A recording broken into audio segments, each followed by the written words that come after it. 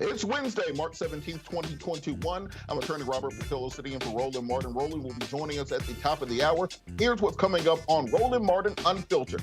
Republicans continue to attack the Department of Justice, and Joe Biden's nominees, Gupta and Clarke, will break it down with a special panel. 43 states are trying to create legislation to make it more difficult to vote. A report from the Center for American Progress says the United States Senate can stop that from happening. We'll discuss. Cleveland Avenue has an initiative that will invest $70 million into Black and brown communities and businesses of minority people. We will get the details on the Cleveland Avenue CEO, Don Thompson. Police reform is on the ballot, and we're going to talk about the 6 cities where it will make or break the mayoral elections. One of them is Atlanta, where I'm currently located. We will also be talking about whether or not embedding social workers into police departments will help to reduce police violence and police brutality. Our panel will weigh in on that. And we're also going to discuss your digital footprint and how that can haunt you in 2021 going forward.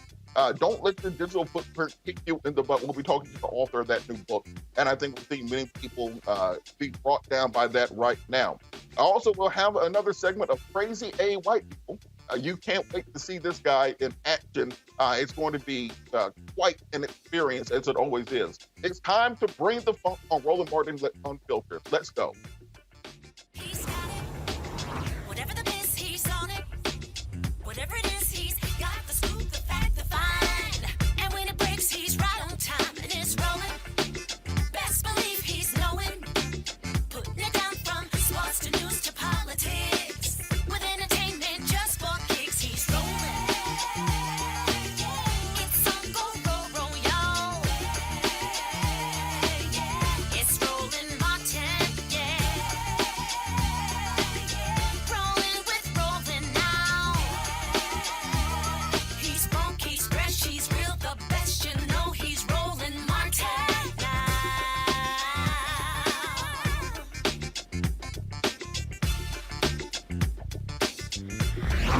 Martin! Good afternoon. I'm attorney Robert Patillo, sitting in for Roland Martin until the top of the hour. The GOP is continuing its attacks on Biden nominees Gupta and also Clarke, former of the Lawyers Committee on Civil Rights. As the status of the president's nominees who are Assistant Attorney General loom, Republicans claim that Clarke is not suited for the job as they grow louder. I'd like to mention that at one point, Donald Trump appointed as Attorney General a man who was a toilet salesman and that he saw on cable news. He also had Bill Barr as Attorney General, who he saw on Tucker Carlson, and then just made him Attorney General. But yet and still, Republicans are complaining about the qualifications of Gupta and of Clarke. The GOP's lambasting is based on controversial letters Clarke wrote while she was a student at Harvard, and her choice to invite a professor to speak on campus who had written an anti-Semitic book. Attorney General Merrick Garland was grilled on both Clarke and Associate Attorney General nominee of Vanita Gupta's past remarks during his hearing today. Let's take a look. The Department of Justice has a long history of being apolitical, of exercising fidelity to law, of not being used as a partisan weapon to target the enemies of whichever administration is in power. The Obama-Biden administration corrupted that process, and we are still dealing with the consequences. I believe appointees to the Department of Justice should have a demonstrated record of fidelity to law and impartiality, an ability to defend the rule of law. Ms. Gupta, as I look at your record is one of an extreme partisan advocate. Your record is an ideologue. Now, there's a role in our democratic and political process for ideologues, for people that are extreme, radical advocates. That role, I believe, is not being the number 3 lawyer at the Department of Justice in charge of the impartial and fair administration of justice. As I look at your record on every single issue, the positions you've advocated for are on the extreme left, and you've demonstrated an intolerance. If they require more than that, you can say yes with this or that minor caveat, but I'd prefer a yes or a no if you can provide one of these. Do you believe that individuals who advocate for the rights of unborn human beings are rendered unfit for public office by virtue of having engaged in such advocacy? No. Do you believe that efforts to purge voter rolls of individuals who have either died or have left the state in question, or to require voter identification are racially discriminatory and an assault on voting rights?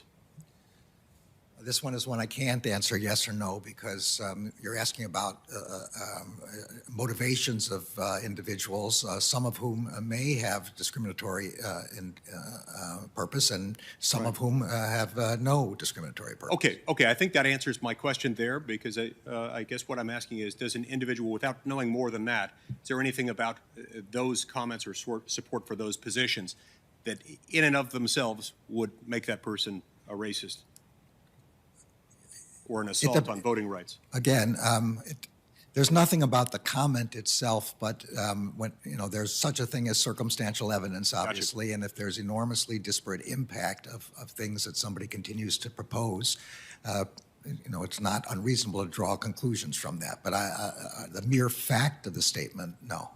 Do you believe that Republicans in the United States, and by Republicans I mean as a whole, are determined to, quote, leave our communities to the mercy of people and institutions driven by hate, bigotry, and fear of any threat to the status quo, close quote?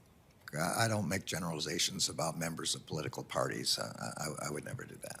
I appreciate that and wouldn't expect otherwise. The reason I raise these ones is that these are questions that have been drawn from comments made by Vanita Gupta, who's been nominated to be the Associate Attorney General, has advocated for each of these positions. Well, Senator, I know Vanita Gupta now quite well. I didn't know her before, but since the nomination, I've gotten a chance to talk with her and speak with her. I have to tell you, I regard her as a person of great integrity and a person who is dedicated to the mission of the department and particularly equal justice under law. Understand? So I don't know I'm not asking you to weigh in on her, on her as a person. Yeah. I'm just talking about the comments. Let's move on. Would an individual's past statements, statements in the past as an adult, declaring that one racial group is superior to another, would statements like that be relevant to an evaluation of whether such a person should be put in charge of running the Department of Justice's Civil Rights Division?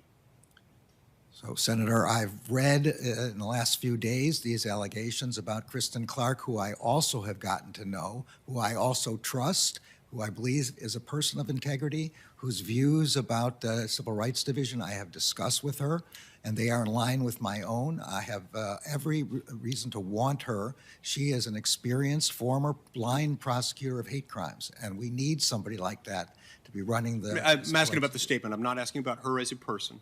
I'm asking about the statement. Would, in the abstract, would someone who has made that comment, would that comment itself be relevant to the question whether that person, having made that statement, should be put in charge of running the Civil Rights Division? All I can tell you is I've had many conversations with her about her views about that, about the Civil Rights Division, about what kind of matter she would investigate. What about anti-Semitic comments? Would those be relevant to someone wanting to run the You Civil know Rights my Division? views about anti-Semitism. Right. No one needs to question those. I'm not obviously. questioning your view. I know you're not, but I'm also want you to know I'm a pretty good judge of what an anti-Semite is, and I do not believe that she is an anti-Semite, and I do not believe she is discriminatory in any sense. Okay, tell me this, Judge. You are a man of integrity, and one who honors and respects the laws.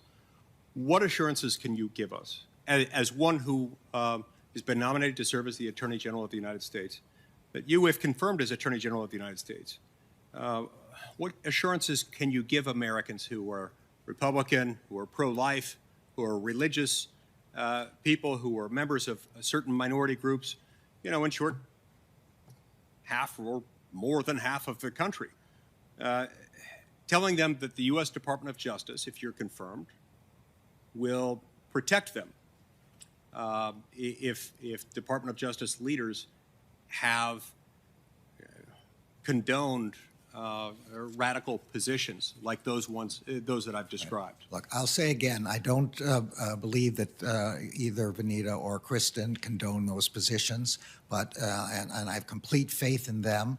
But we are a leadership team, along with Lisa Monaco, that will run the department. And in the end, the final decision is mine. The buck stops with me, as Harry Truman said. And I will assure the people that you're talking about, I am a strong believer in religious liberty, and there will not be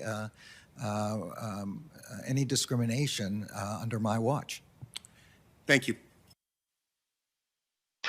No, these are the same senators who wouldn't give Merrick Garland a hearing, wouldn't even meet with him when he was the nominee, Barack Obama's nominee for the Supreme Court, who are currently grilling him over whether or not Kristen Clarke and Vanita Gupta are somehow racist or anti-Semitic. At the same time, they're still failing to condemn and continue the big lie on voter fraud, even while their supporters were trying to lynch Mike Pence in that very same building. So if it strikes you as disingenuous, join the club. Let's hear Tucker Carlson on this same subject. Let's play the clip of Tucker Carlson on this.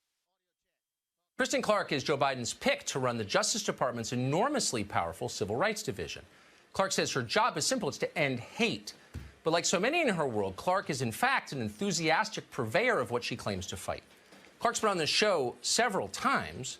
A new investigation, though, by our reporters has uncovered shocking, and we don't use that word lightly, legitimately shocking statements that Clarke made in public while at Harvard. In 1994, Clarke wrote a letter to the Harvard Crimson in her capacity as the president of the Black Studies Association. Clarke wanted to explain her views on race science. Quote, "Please use the following theories and observations to assist you in your search for truth regarding the genetic differences between blacks and whites."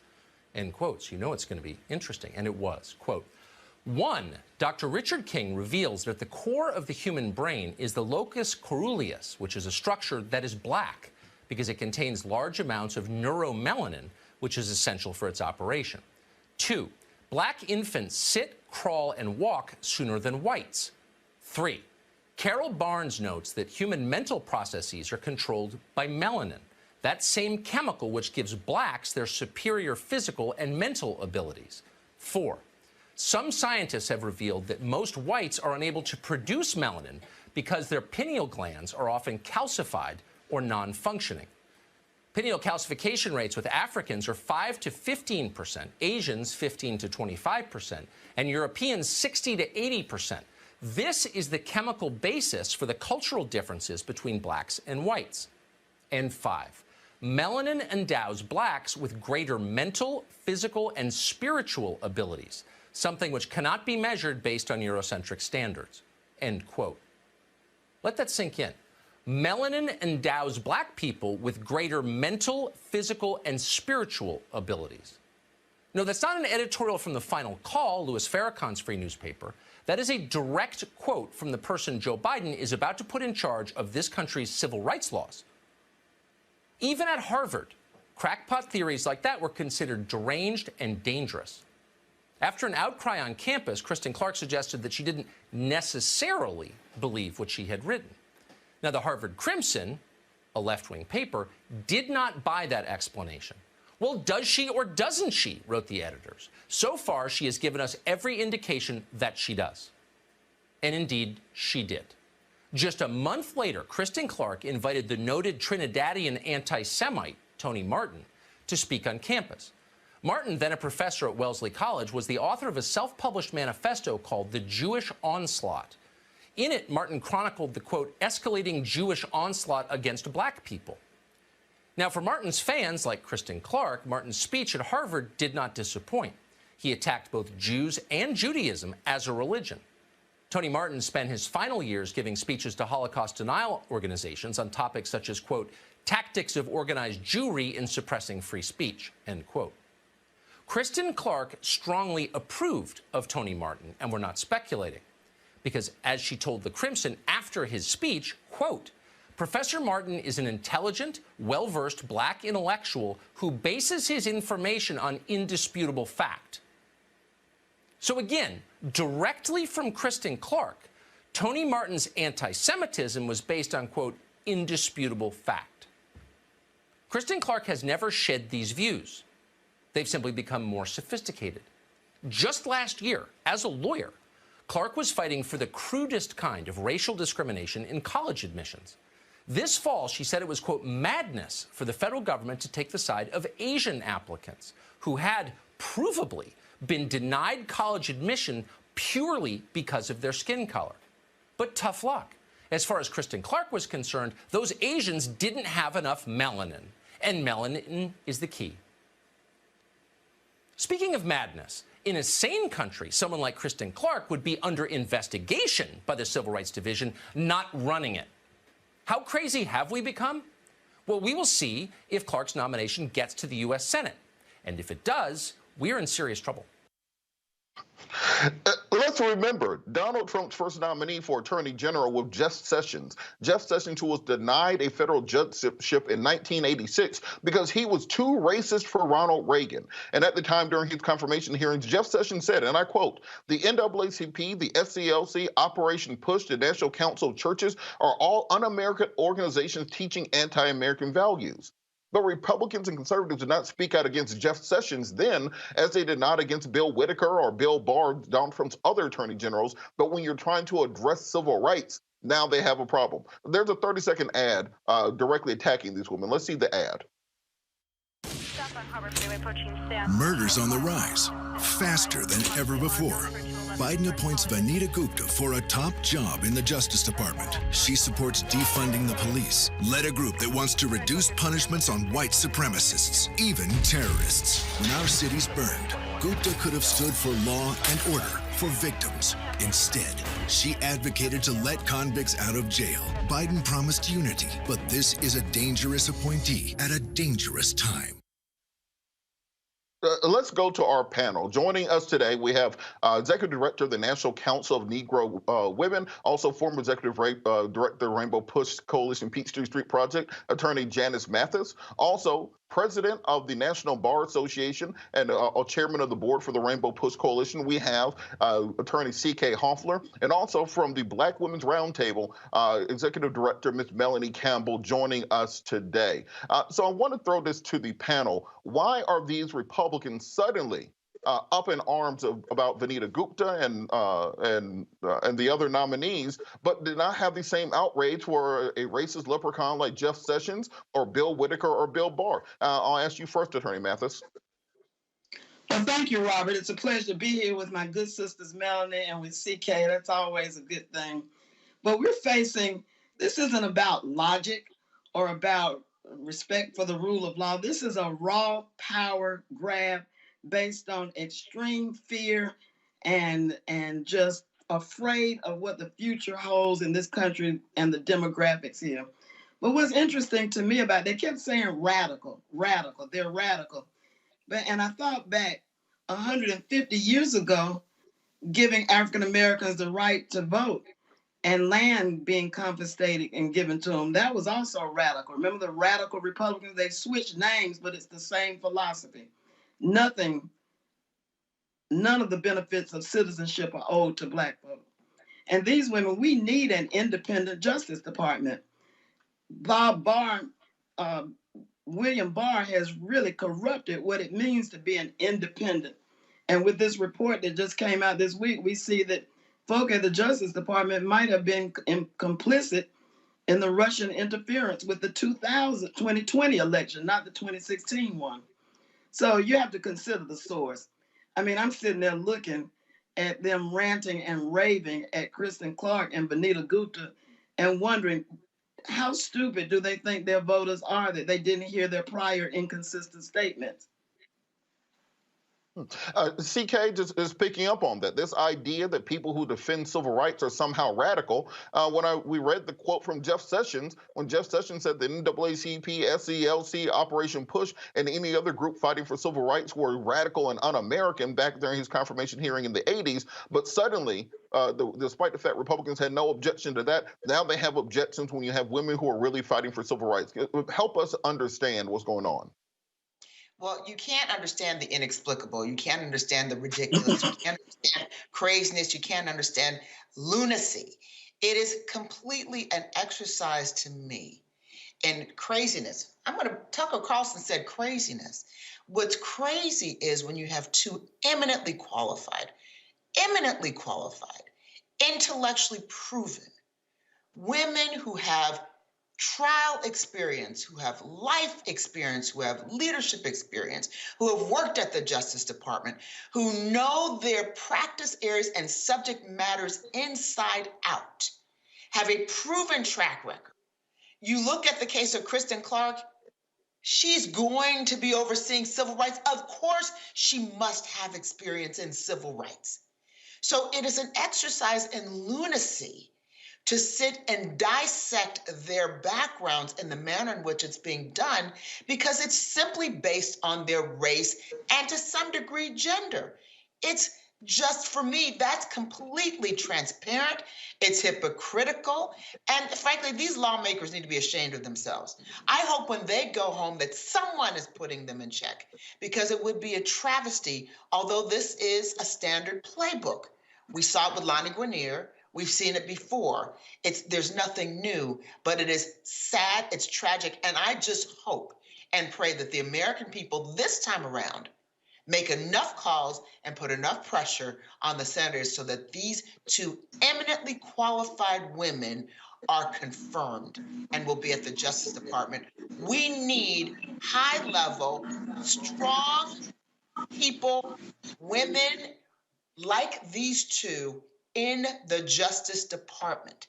It is time to stop the craziness, the madness, the racism, and gender bias that we are seeing front center when it comes to these two eminently qualified women. It's simply not justifiable. It's inexcusable. It's not explainable. And I hope and pray that the American public sees through it and that people will impress upon the senators to do the right thing and confirm these two nominees. Melanie, Donald Trump's second Attorney General, Bill Whitaker, was a former Iowa football player who worked for a company that patented a special extra-large toilet, and that was his qualifications to be Attorney General. What does it tell us about white privilege and particularly white male privilege that they had no problems with a football player and toilet salesman being Attorney General, but they questioned the qualifications of Ms. Gupta and Ms. Clarke? Thank you, Robert. It's awesome to be here with my sisters. And you, the bottom line is they lost. Okay. I'm like, so you lost. And this President Biden, has the right to put in the people. We know they're qualified. They're eminently qualified. But as Black women and women of color, we always held to a different standard. We have to continue to push back on that, continue to push our friends in the Congress to make sure that they stand strong. I remember Lonnie Guinier, as was mentioned, how they tried to tear down Alexis Herman when she was up for Department of Labor. And so when we, push for to be able to say, okay, Black women are shooting for what is rightfully positions that we are qualified for. I've worked closely with Kristen and Vanita for years, and these sisters are ready to walk in the door. And I think part of the problem is, Robert, they don't want people to go in the door to know where the bathroom is. That may sound a little simple, but the reality is, if you have worked in that space, you have a great idea, because it hadn't been that long. And the damage that was done under this past administration, there's a lot of work that has to be done. And because I think it was, I was reading that Thurgood Marshall was the last person who had a civil rights background, right, and was able to make it all the way to the Supreme Court. And one of the challenges we have is that we do need people who understand racial bias, racial voting rights, and all the things that Black people voted for. Black women said, we want this administration to address three top things. One is systemic structural racism and hate crimes, as we saw what happened in Atlanta. We don't have all the facts, but it looks pretty damaging that they attacked our APIA brothers and sisters down there in Georgia. They want to the candidate that they voted for and the Congress to address COVID-19, eradication of that, make sure that the bias is not there, right? So at the end of the day, and then policing and criminal justice reform. These ladies have, these sisters have the qualifications par excellence. And so at the end of the day, that's why I can remember hearing a lot of Republicans say, and this is not partisan, it's just factual, elections have consequences. So the consequences is the person who got elected should be able, if those people are qualified, and all this shenanigans going on trying to tear down their character, and that's a historical issue for Black people, period, in this country. And we just have to continue to push back on that and make sure that we continue to speak up and speak out. So I'm glad to be a part of the conversation tonight. Absolutely. Joining us now, former chair of the National Bar Association, attorney A. Scott Bolden. Scott, one of the things that we saw during the Jeff Sessions regime as Attorney General was he used the Civil Rights Division of the Justice Department to go after discrimination against whites in college admission, claiming that all of the laws which were put in place to protect minorities were actually used to discriminate against white students. Why do you think Republicans now have such a problem with Kristen Clarke and Vanita Gupta working towards actual enforcement of the civil rights laws that are on the books? Because their par excellence and their readiness to be in the Department of Justice and to lead it is because they've led efforts in this country to make America better. I don't understand why the Republicans are so afraid of excellence and those who have toiled in the fields and led the fight against voter suppression, to lead the fight for more people to vote, to lead the fight against racism and sexism and anti-Semitism, if you will. And you know that because they've got to distort their records, if you will. For example, Ms. Clarke, her letter to the Harvard Crimson was tongue-in-cheek in response to the Bell Curve book that basically said in racial science that white people were smarter than Black people. And so she wrote this piece tongue-in-cheek. Ms. Gupta certainly has the experience, but more importantly, has bipartisan support from not only the largest police union in the country, but also pro-Jewish groups as well. And so that cross-section of support equals their excellence, right? And their work to make America better versus the status quo or to preserve white privilege or what doesn't work for people of color who make up 10 to 15% or more of this country, that's bothersome. But it is the height of hypocrisy and the depth of arrogance, because if you look at Donald Trump, none of these GOP senators had a problem with Donald Trump attacking the DOJ, attacking the Mueller report, attacking investigations on him and his team and his campaign team and what have you. But they reserved their most brutal attacks, misleading and misjudgments on these women of color who are not only qualified, but are fighting to make this country better. It's very sad, very disappointing. All right, we're going to continue to monitor this. Absolutely. We're going to continue to monitor this situation. We're going to go to a commercial break, and we should have Roland on when we come back. So we'll be back after the break.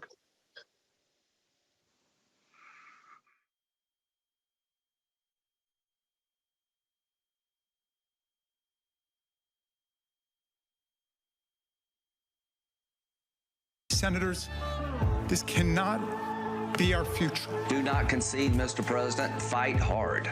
This cannot be the future of America. That's what we got! The force, let's go!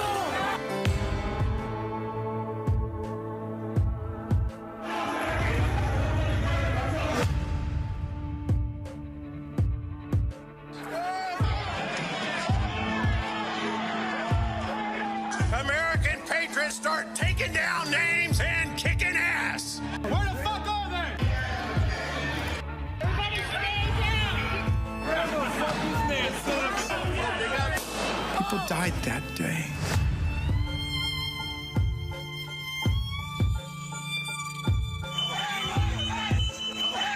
What message will we send the rest of the world?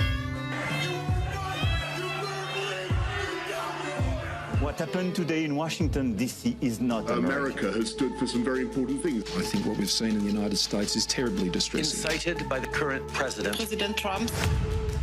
The world is watching and wondering whether we are who we say we are. You were patriots, just like the patriots gathered at Bunker Hill. The election in many ways was stolen. Blessed are the peacemakers, for they shall be called the children of God. And at one point, people started chanting, kill him with his own gun.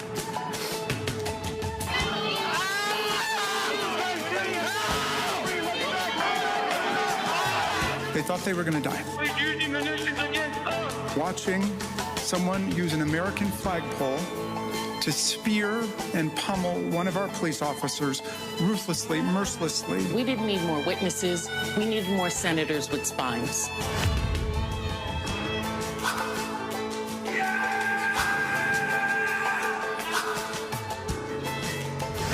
President Trump declared his conduct totally appropriate. So if he gets back into office and it happens again, we'll have no one to blame but ourselves. Hi, I'm Gavin Houston. Hey, what's up, y'all? It's your boy Jacob Lattimore, and you're now watching Roland Martin right now.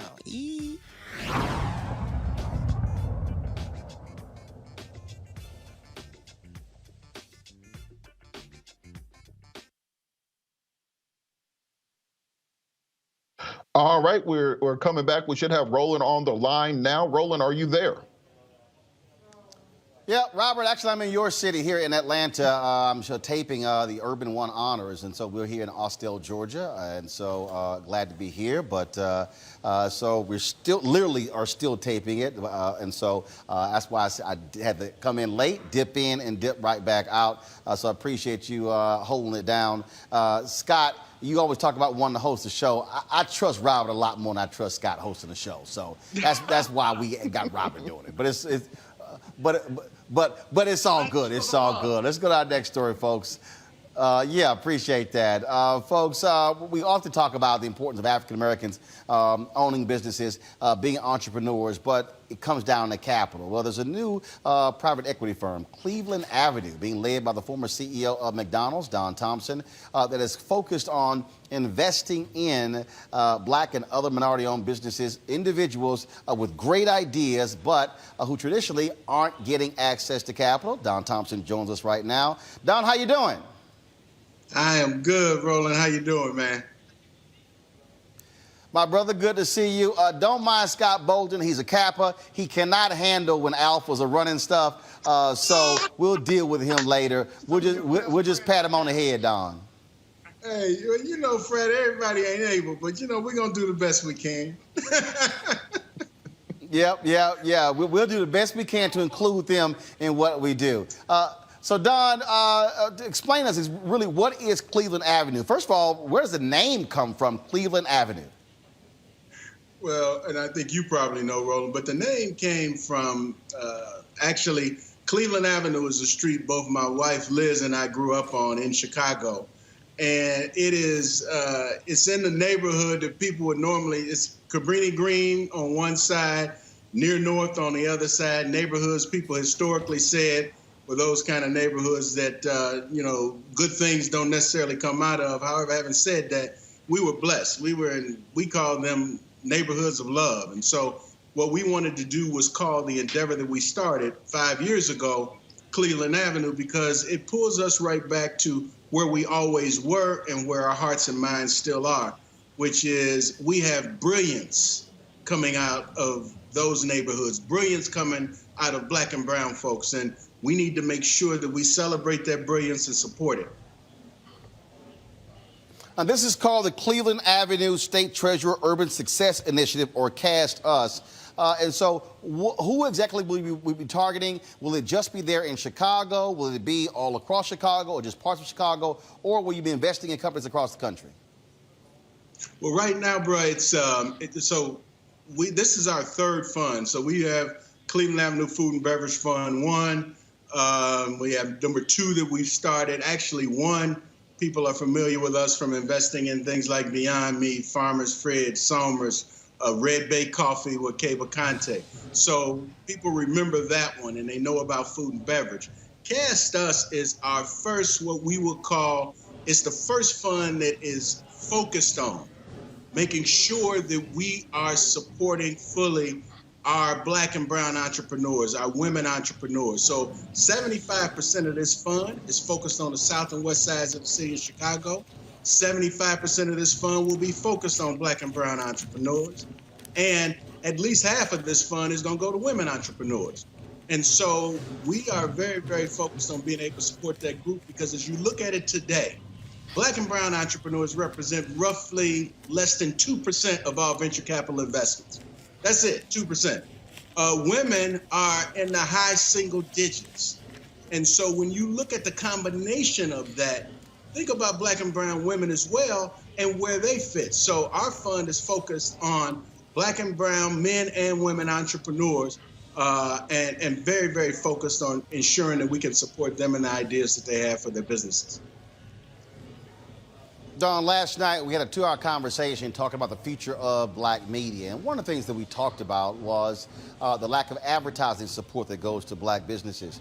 And it really spoke to how Black advertising agencies are also being choked off. And what, at the end of the day, when we think about Dr. King and, of course, the last 5 years of his life, we look at Operation Breadbasket, he was talking about the economic piece, economic rights, or as what John Hope Bryant calls silver rights. You've been CEO of a worldwide company like McDonald's. And at the end of the day, the only way we can truly have a direct impact is when we are a part of this economic engine, and that's through owning. Absolutely, bro. I mean, this goes back, a long, long time. We've had advocates that have talked about the economics and economic development and economic empowerment. I mean, you go back to Frederick Douglass and comments that Frederick made, and W.E.B. Du Bois, and so many people have made these comments over the years, and they have fought, lived, and died for these comments. The reality of it is, unless there is economic development and economic achievement within our communities, we will never have a sustained economic power in order to be able to support sustained wealth and wealth generation. And so as we look at the collective there, it's so important that we support our entrepreneurs and to really look at some of the businesses that we've already supported. So we've got 6 companies we've already invested in. And when you look at the diversity and the mix of these companies and the fact that they're very supportive of our communities, I'm very excited about what's to come. You could have easily, like many other former CEOs, you could have easily tried to go after another high-profile Fortune 500 company. There were a lot of people who were not happy when you left McDonald's. I was one of those folks. Why did you decide to say, you know what, this is where I'm going to focus my energies, focus my time, focus my impact in this particular space? Bro, you and I talked quite a few times before. I had a wonderful 25 years with McDonald's, and we achieved much during that time relative to things we were able to do with each other in a broader diversity aspect at that point in time. There was a lot of things that we were able to do. Having said that, I've always coached people, and I said, when you get to a point where you believe that what you're doing in the day-to-day is not full achievement of who you are or what God has blessed you to be, then you probably need to pursue that. And so that was what I wanted to do. And I was supported by my wife, Liz, who really goaded me on to say, look, why don't you go ahead and do what you really want to do? And so for us, this was a passion point. This was something that I thought we could do and we could do well. One, we could build and develop a business that had a lot of people that look just like me and you, a lot of Black folks, a lot of brown folks that are focused in the financial investment arena around venture capital. That was one. Two, we could amass a group of individuals with expertise that was so resound that we could support businesses of all color in terms of their achievement of the goals that they had, both financially as well as from a consumer and a social impact perspective relative to whether it be the environment or economic development. And the third thing was that we would create a model by which it could be a bit of a beacon. It would say, we are as capable as anyone and more capable in many regards of being able to drive businesses and derive growth and capital relative to various industries and spaces. And so, you know, for me, this was a passion thing. And I could have stayed, yes, and I know the media twisted it all up at McDonald's, but I do believe that this was my calling. And so, you know, I'm blessed, man. Liz and I both are blessed to follow our dreams and do what we wanted to do. All right, questions from our panelist, Scott Bolden. Your question for Don Thompson. Yeah, Don, I love the project, and I certainly love the purpose. And having a social impact and generating revenues for the community or for your family certainly don't have to be inconsistent with one another. When you're looking at companies to invest, which comes first, turning a profit or having social impact, or both? So thank you very much, Scott. It's interesting because I refer to it as impact, and social impact is one of the outcomes and outgrowths. But these are businesses. These are businessmen and women who have viable concepts, viable initiatives, who have walked into banks and other funding environments and have not been able to achieve the capital levels and requirements that they have to move their businesses. And so from our perspective, what we're merely doing is the same thing we've done with some of our other investments along the way, because we're going to wrap, yes, they have capital. We're wrapping resources around them. We're leveraging our relationships. And so what we want to do is this is a business fund. It's a venture capital fund. Now, having said that, we know that the impact that we're able to have because of our intentional and unapologetic focus, we know that that impact is also impacting our communities, and that our entrepreneurs are much more mindful of the impact that they have on the south and west sides of the city of Chicago and on our broader Black and brown communities and women communities as well. So I would tell you that they go hand in hand. Not one does not lead the other. And if you looked at our team at Cleveland Avenue, you'd realize that as soon as you came in. I mean, there's a lot of Black and brown folks up in Cleveland Avenue. Why? And they're leading marketing, communications, our investment relations, investor relations. So we're very, very focused, man, on the mission of just putting the right spotlight on the folks who are already bright, talented, and just need some support. And happen to be Black. They just happen to be Black. They're experts in their field. Yeah. Thank you. Thank you. Nobody has to qualify them. You know, they compete across the board. You know, this is not a gift. Robert, and people think, okay, Don, is this a donation? Is this a grant?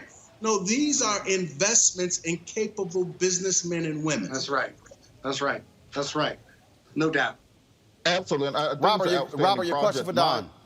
Yeah, my question will be, how do we replicate this? Because, you know, I used to live on the south side of Chicago. I used to live on the west side of Baltimore, lived in the Squats in Atlanta over on English Avenue and down in Southwest. How can we see communities around the country that are African-American that need this sort of investment and replicate this type of model there so that we can almost self-gentrify those areas and build them up instead of waiting for someone else to build them up and put us out?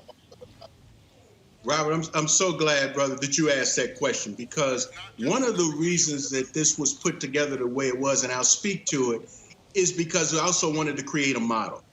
The model that we have is we are partnered, if you will, with the state of Illinois through the Treasurer's Office and Rodrigo Garcia, who's the Chief Investment Officer, Mike Frericks, the State Treasurer. That's one partner. Another partner, a group of partners, are those that have community-based economic development engagement. So Chicago Community Trust, led by Helene Gale, and the MacArthur Foundation with John Palford.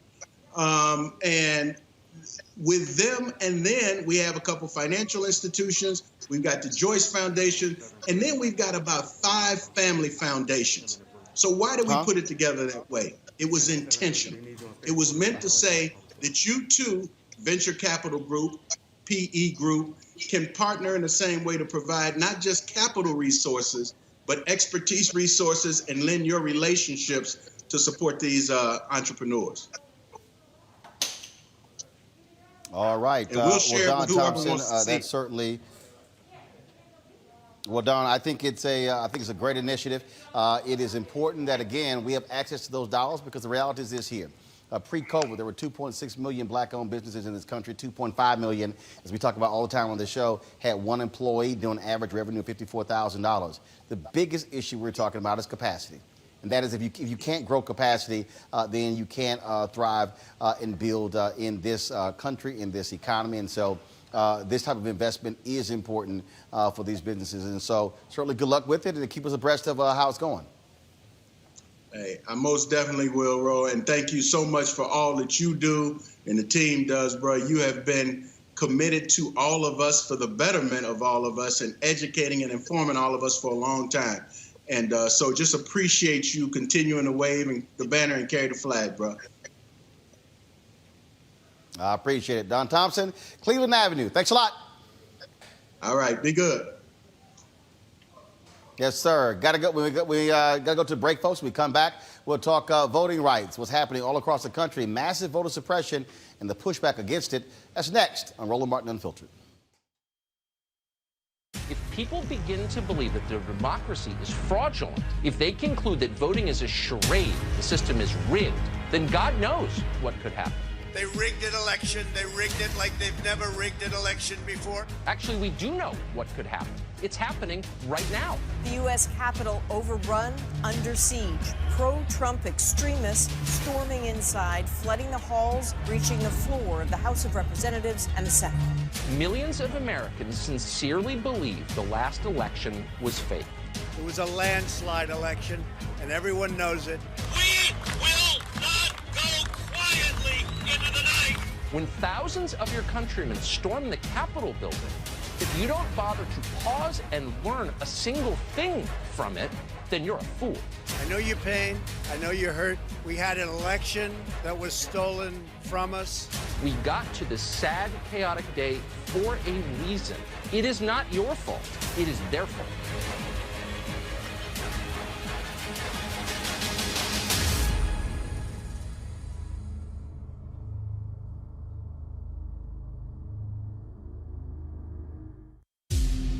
Donald Trump is not done dividing America. He's come out of hiding to find his old friend, the spotlight. On Sunday, he took the stage at the Conservative Political Action Conference in Orlando, Florida, where he lobbed insults, spread conspiracies, and lied. Immediately, this election was rigged. And the same things he's done for 4 years, with no concern for the destruction he leaves behind. He'll get the attention he craves. After all, even condemning him feeds his insatiable need to be seen. Which is why it's more important than ever to remind ourselves that in November, one thing became clear. America is not Donald Trump. America is the people whose names you may never hear, whose only fame will be among those whose lives they touch, but who are the best of America, all the same. They're doctors, nurses, healthcare workers, the people working tirelessly to get every American vaccinated against COVID-19. They're the disaster relief workers and first responders, holding up their Texas neighbors during the harshest winter the state has ever seen. They're the people who show up, lend a hand, and give a damn when their fellow Americans are in need. Remember them. The lives they lead are the best proof that Trump is a liar. Because America's greatness comes from us, not him. The Lincoln Project is responsible for the content of this. Black TV does matter, dang it. Hey, what's up, y'all? It's your boy Jacob Lattimore, and you're now watching Roland Martin right now.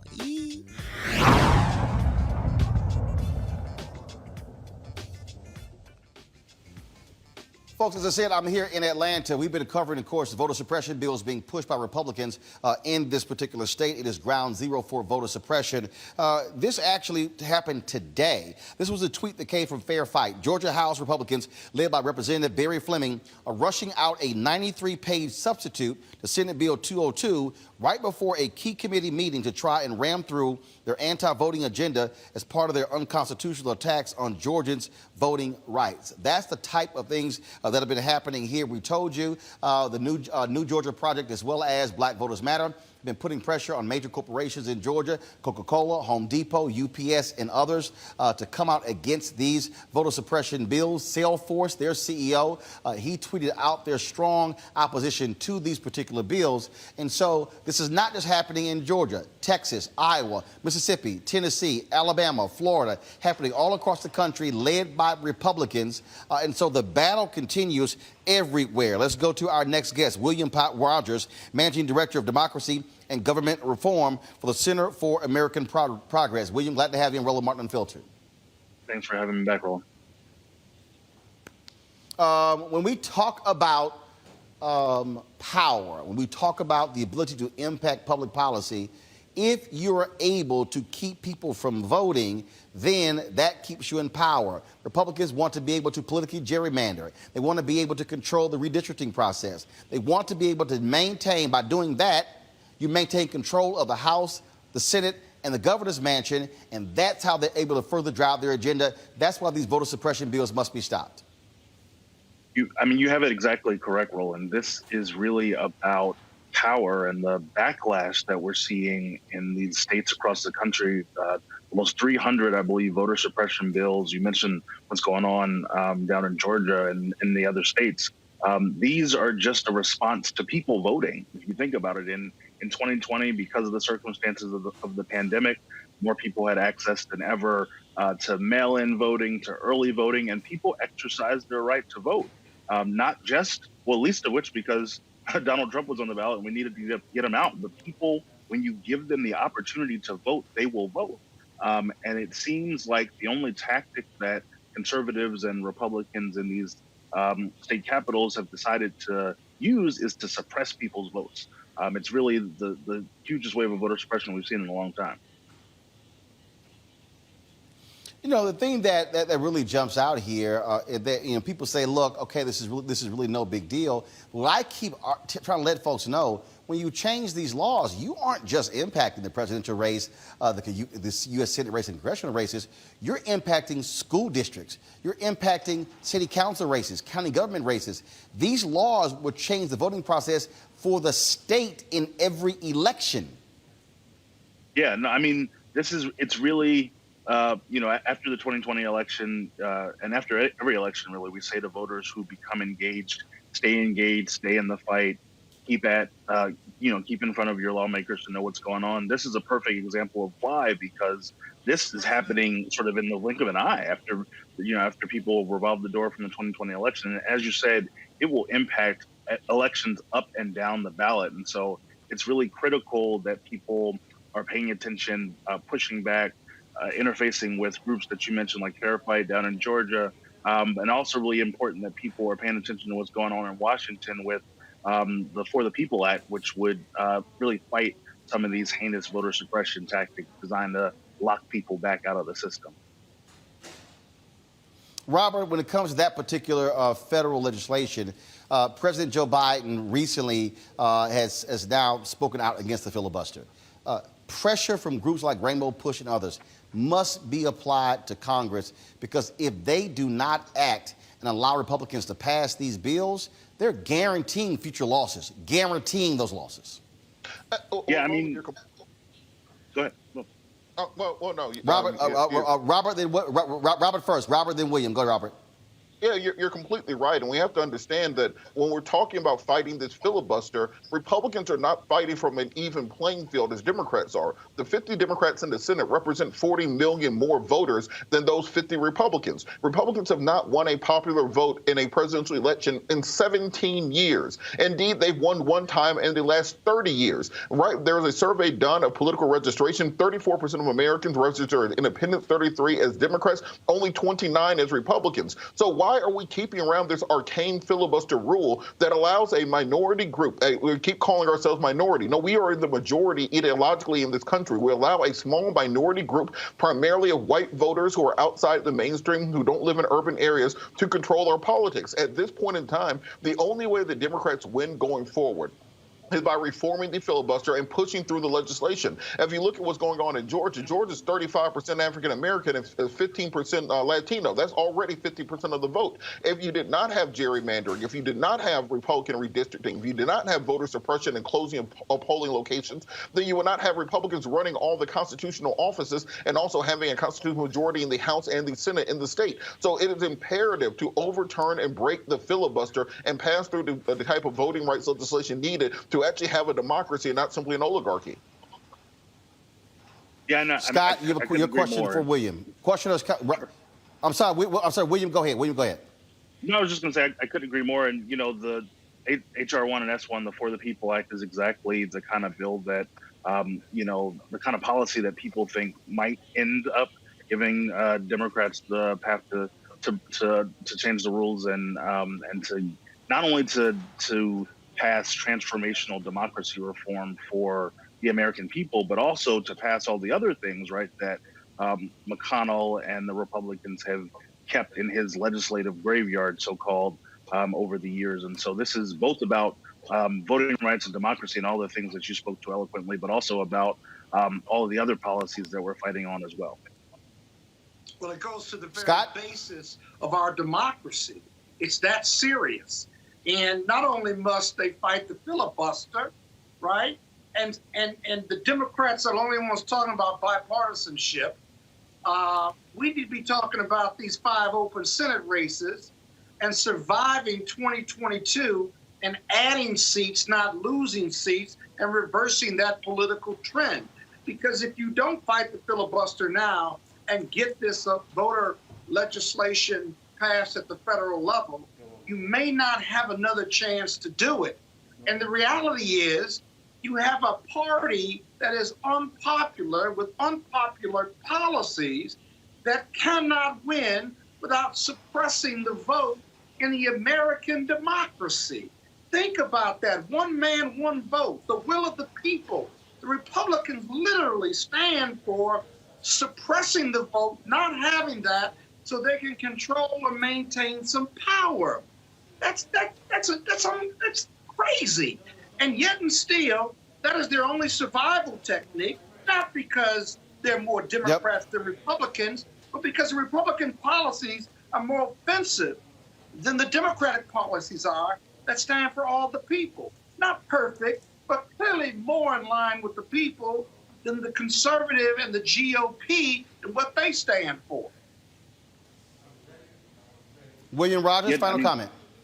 Yeah, definitely. You know, I would just say that the things that are in the For the People Act, the things that we talked about, are things that would help Republican voters also, right? The things that help Republican voters in 2020. We're talking about expanding mail-in ballots, expanding not just early voting, but, you know, automatic voter registration. And the way that these bills are tailored at the state level cut right to the heart of this, right? They're trying to take away the power of predominantly Black and brown voters, right? With trying to take away the ability to do souls to the polls and things like that. And so all these things are connected. As you said, this is about power for conservatives in Congress, and they would even disenfranchise their own voters further in order to stop what they see as a threat, which is people voting, right? As you said, Scott, we're just talking at the most basic level about the fundamental ability of people to be able to participate in our democracy, you know, and that is a threat to a major political party that is in the minority, as you said, you know, represents a minority of folks in the Senate anyway. But that's, you know, the very democracy and participation in that is a threat to a major political party, and it is really astounding. Absolutely. They call themselves the Patriots. That's another great irony of this this juxtaposition we find ourselves in. Yeah, but they're not. But they're not. William Rogers, Citizens for American Progress. We certainly appreciate it, William. Thanks a lot. No problem. Good to see you. William, thanks a lot. Folks, today on the United States Senate floor, Raphael Warnock, the U.S. Senator from Georgia, gave his first floor speech and gave a powerful speech on the issue of voting rights. This is what he had to say. President, the Senator from Georgia.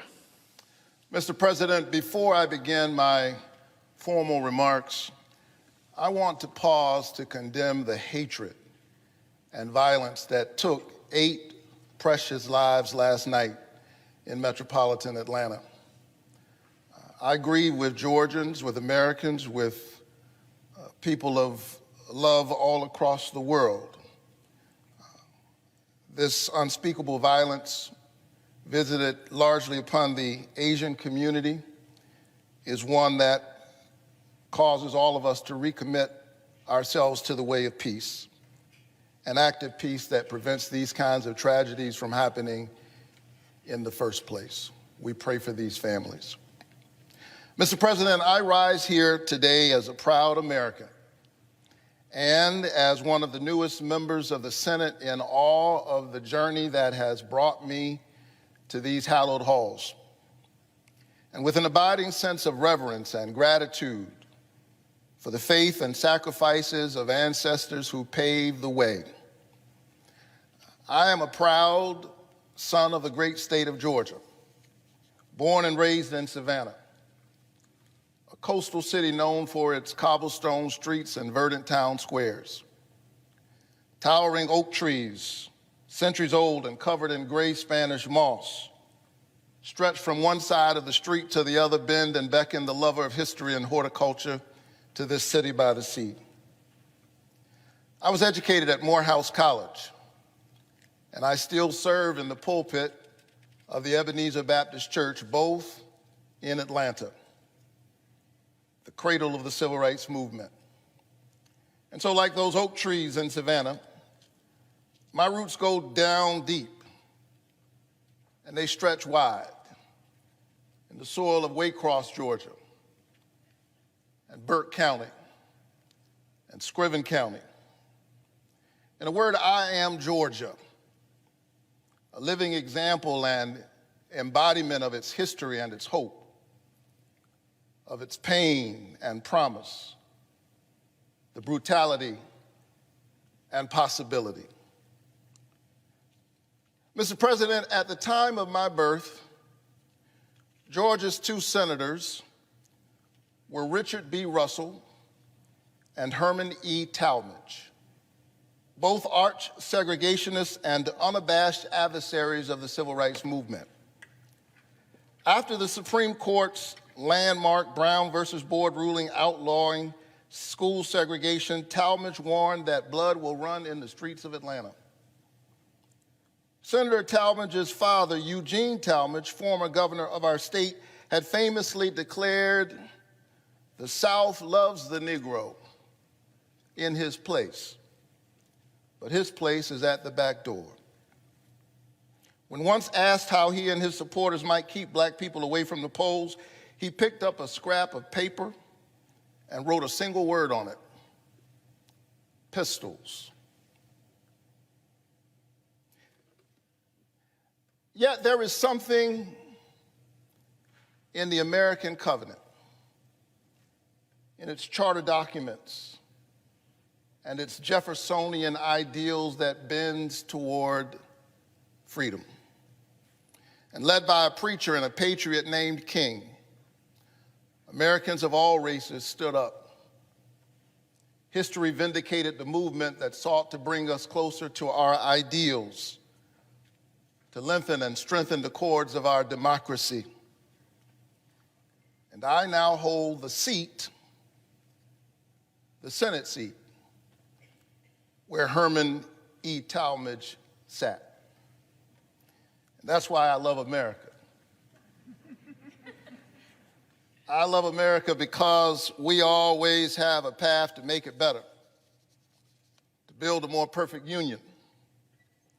It is a place where a kid like me who grew up in public housing, first college graduate in my family, can now stand as a United States Senator. I had an older father. He was born in 1917. Serving in the Army during World War II, he was once asked to give up his seat to a young teenager while wearing his soldier's uniform. They said making the world safe for democracy. But he was never bitter. And by the time I came along, he had already seen the arc of change in our country. He maintained his faith in God and in his family and in the American promise, and he passed that faith on to his children. My mother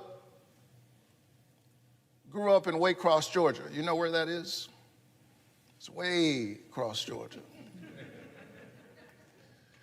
And like a lot of black teenagers in the 1950s, she spent her summers picking somebody else's tobacco and somebody else's cotton. But because this is America, the 82-year-old hands that used to pick somebody else's cotton went to the polls in January and picked her youngest son to be a United States Senator. Ours is a land where possibility is born of democracy, a vote, a voice, a chance to help determine the direction of the country and one's own destiny within it, possibility born of democracy. That's why this past November and January, my mom and other citizens of Georgia grabbed hold of that possibility and turned out in record numbers, 5 million in November, 4.4 million in January, far more than ever in our state's history. Turnout for a typical runoff doubled.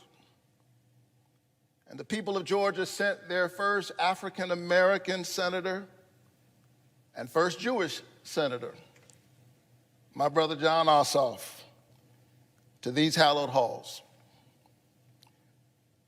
But then what happened? Some politicians did not approve of the choice made by the majority of voters in a hard-fought election in which each side got the chance to make its case to the voters. And rather than adjusting their agenda, rather than changing their message, they're busy trying to change the rules. We are witnessing right now a massive and unabashed assault on voting rights unlike anything we've ever seen since the Jim Crow era.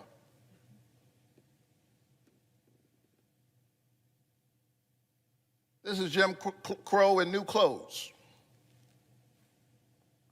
Since the January election, some 250 voter suppression bills have been introduced by state legislatures all across the country, from Georgia to Arizona, from New Hampshire to Florida, using the big lie of voter fraud as a pretext for voter suppression. The same big lie that led to a violent insurrection on this very Capitol the day after my election. Within 24 hours, we elected Georgia's first African-American Jewish senator, and hours later, the Capitol was assaulted. We see in just a few precious hours the tension very much alive in the soul of America. And the question before all of us at every moment is, what will we do to push us in the right direction?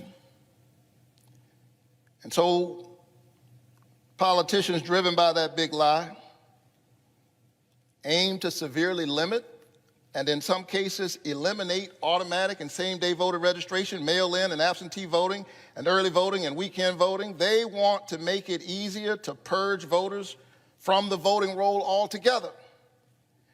And as a voting rights activist, I've seen up close just how draconian these measures can be. I hail from a state that purged 200,000 voters from the roll one Saturday night,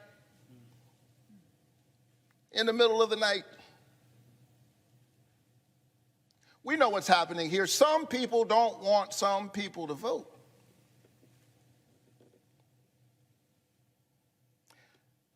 I was honored on a few occasions to stand with our hero and my parishioner, John Lewis. I was his pastor, but I'm clear he was my mentor. On more than one occasion, we boarded buses together after Sunday church services as part of our Souls to the Polls program, encouraging the Ebenezer Church family and communities of faith to participate in the democratic process. Now, just a few months after Congressman Lewis's death, there are those in the Georgia legislature, some who even dared to praise his name, that are now trying to get rid of Sunday Souls to the Polls, making it a crime for people who pray together to get on a bus together in order to vote together. I think that's wrong. Matter of fact, I think that a vote is a kind of prayer for the kind of world we desire for ourselves and for our children. And our prayers are stronger when we pray together. To be sure, we have seen these kinds of voter suppression tactics before. They are a part of a long and shameful history in Georgia and throughout our nation, but refusing to be denied. Georgia citizens and citizens across our country brave the heat and the cold and the rain, some standing in line for 5 hours, 6 hours, 10 hours, just to exercise their constitutional right to vote. Young people, old people, sick people, working people, already underpaid, forced to lose wages to pay a kind of poll tax while standing in line to vote. And how do some politicians respond? Well, they're trying to make it a crime to give people water and a snack as they wait in lines that are obviously being made longer by their draconian actions. Think about that. Think about that. They're the ones making the lines longer through these draconian actions.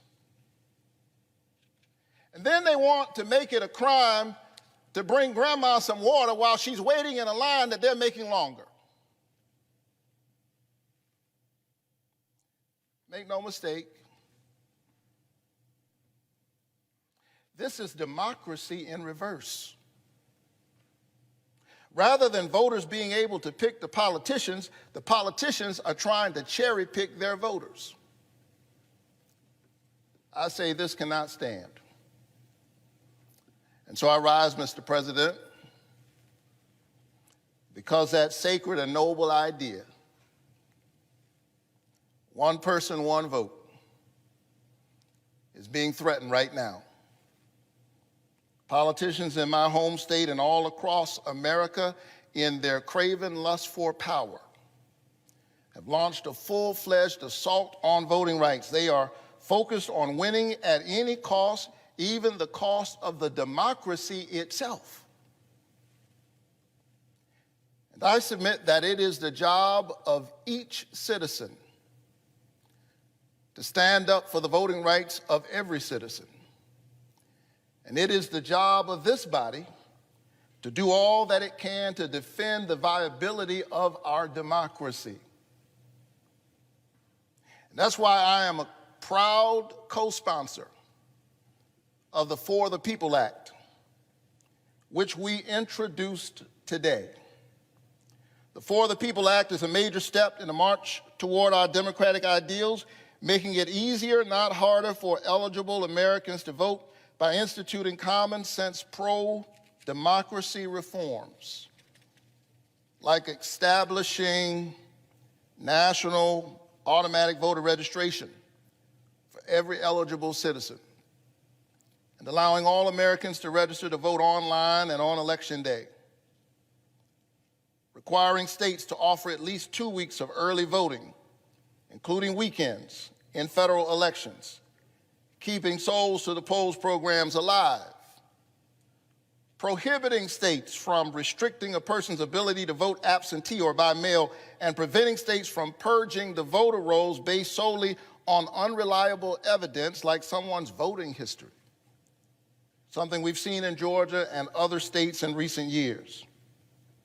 And it would end the dominance of big money in our politics and ensure our public servants are there serving the public. Amidst these voter suppression laws and tactics, including partisan and racial gerrymandering, and in a system awash in dark money and the dominance of corporatist interests and politicians who do their bidding, the voices of the American people have been increasingly drowned out and crowded out and squeezed out of their own democracy. We must pass for the people so that the people might have a voice. Your vote is your voice, and your voice is your human dignity. But not only that, we must pass the John Lewis Voting Rights Advancement Act. You know, voting rights used to be a bipartisan issue. The last time the voting rights bill was reauthorized was 2006. George W. Bush was president, and it passed this chamber 98-0. But then in 2013, the Supreme Court rejected the successful formula for supervision and pre-clearance contained in the 1965 Voting Rights Act. They asked Congress to fix it. That was nearly 8 years ago. And the American people are still waiting. Stripped of protections, voters in states with a long history of voter discrimination and voters in many other states have been thrown to the winds. We Americans have noisy and spirited debates about many things, and we should. That's what it means to live in a free country. But access to the ballot ought to be nonpartisan. I submit that there should be 100 votes in this chamber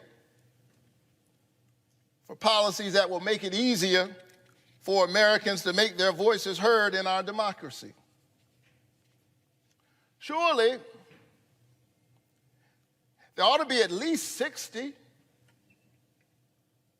in this chamber who believe, as I do, that the four most powerful words uttered in a democracy are "the people have spoken." Therefore, we must ensure that all of the people can speak. But if not, we must still pass voting rights. The right to vote is preservative of all other rights. It is not just another issue alongside other issues. It is foundational. It is a reason why any of us has the privilege of standing here in the first place. It is about the covenant we have with one another as an American people, e pluribus unum, out of many one. It, above all else, must be protected. And so let's be clear.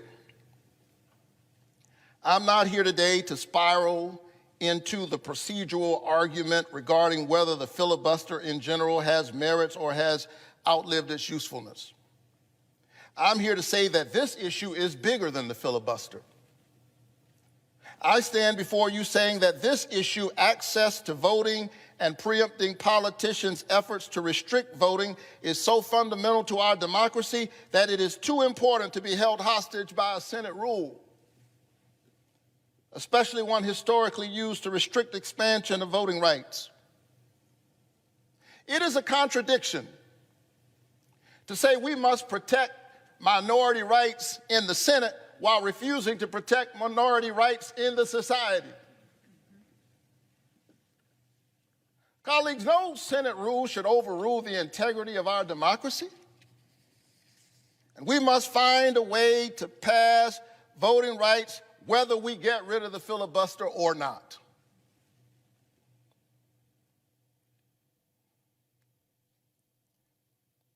And so as I close, and nobody believes a preacher when he says, as I close. Let me say that I, as a man of faith, I believe that democracy is the political enactment of a spiritual idea.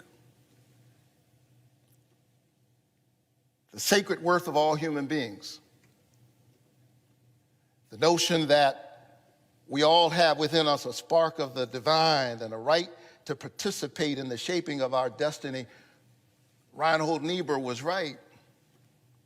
Humanity's capacity for justice makes democracy possible, but humanity's inclination to injustice makes democracy necessary. John Lewis understood that and was beaten on a bridge defending it. Amelia Boynton, like so many women not mentioned nearly enough, was gassed on that same bridge. A white woman named Viola Luiso was killed. Medgar Evers was murdered in his own driveway. Schwerner, Cheney, and Goodman, two Jews and an African American standing up for that sacred idea of democracy, also paid the ultimate price. And we in this body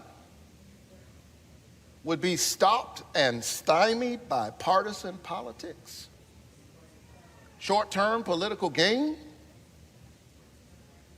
Senate procedure.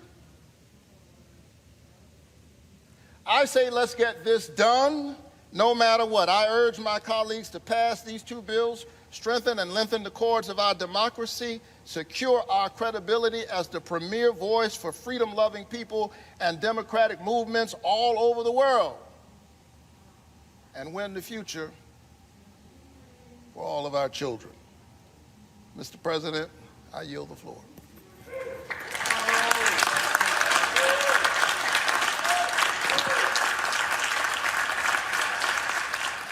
That was Senator Raphael Warnock, my senator here in Georgia, also my pastor at Ebenezer Baptist Church, giving a powerful address in the defense of voting rights in the United States Senate today.